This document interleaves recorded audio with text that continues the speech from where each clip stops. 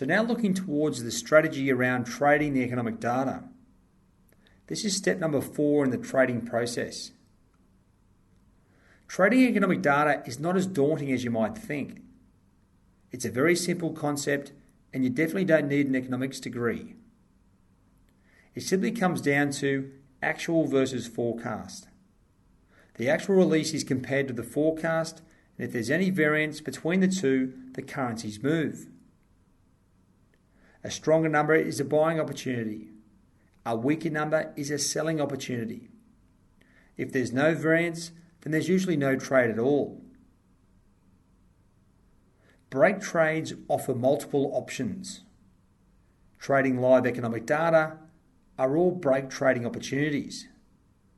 So for example, let's assume retail sales data was scheduled for release. This is a very directional and high impacting event. Now there's 2 trading opportunities in this example.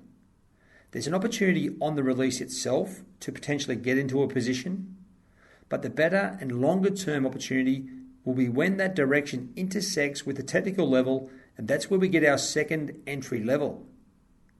That's where we get both technical and fundamental traders buying.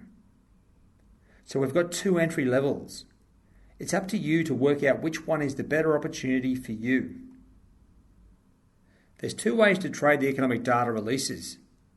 You can either trade live at market, which has a lower risk profile, or you can trade by placing pending OCO stop entry orders in the market, and this is a higher risk profile, as your position will be set by the market and not necessarily where you place the order in the market.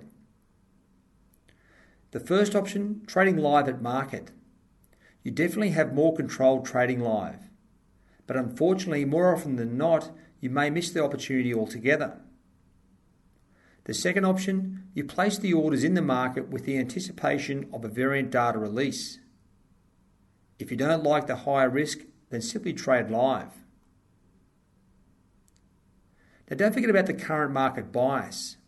It's very important to short-term trading in particular. By looking at the charts and economic numbers from the previous session, we can work out whether the currency's got a general bias, if it's going up or if it's going down. So with economic data releases, you're either going to get a positive bias if they're stronger than expected, or a negative bias if they're weaker than expected. So there's 2 different trading opportunities that you need to be aware of. If the economic data release comes out with the same direction as the sentiment from the central bank, then there's potentially for a longer term trade. Secondly, if the economic data release bias is against the overall central bank sentiment, well, there's still a trading opportunity, but it's probably a shorter term trade.